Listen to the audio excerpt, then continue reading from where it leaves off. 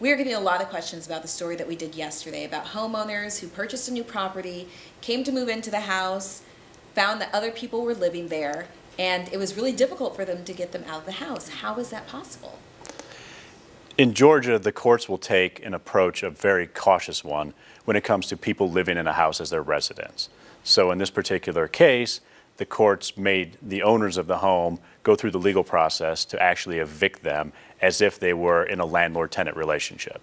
Okay, so we're getting some questions because what we found out in the story is that the people who were living in the home had a lease, but not with people who owned the property. The court honored the lease in saying, giving the tenant, in this case, the benefit of the doubt to say that the tenant was there legally versus someone that would be an intruder under Georgia law, which is someone that just came in with no legal reasons, almost like a squatter. I mean, squatter's not a legal term, but the intruder would be the legal term. We have a question on Facebook who says, so someone scammed her on Craigslist. How is it the homeowner's responsibility for anything?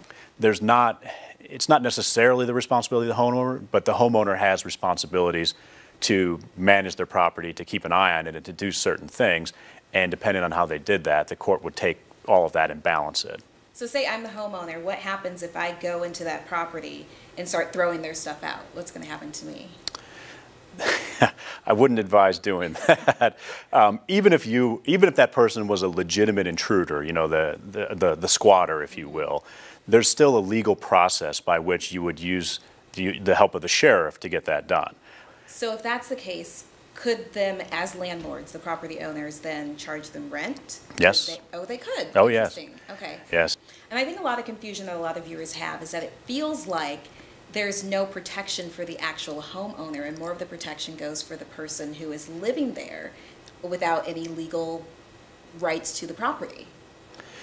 And oftentimes that's how it works out, at least in that moment in time. It seems like the person who's not rightfully there does get this extra protection, but that's just the courts taking a higher level approach and being very cautious about not just throwing people out on the street willy-nilly. And if you go through the eviction process, how long does that take usually?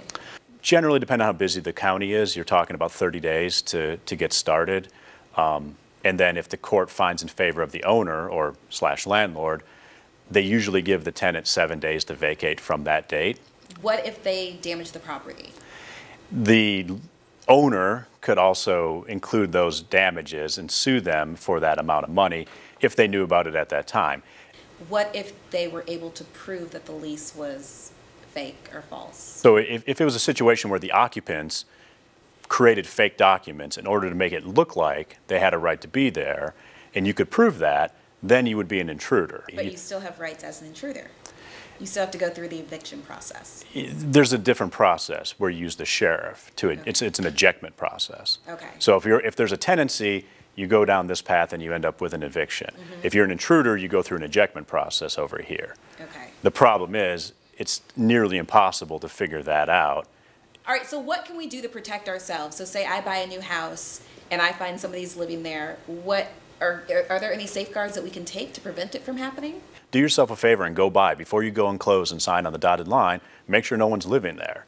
You know, once you actually take ownership of it, then secure the property. You know, make sure you change the locks, make sure you turn on the utilities in your own name, monitor the property, you know, keep an eye on it. Don't just leave it sit there. What about an alarm system, putting that in the house first? I think it's a great idea. Okay. You know, either have an alarm system or you can have the cameras that notify you. There's different ways to do that. All right. It's a complicated issue, but thank you for giving us a little bit of clarity on it. You're welcome.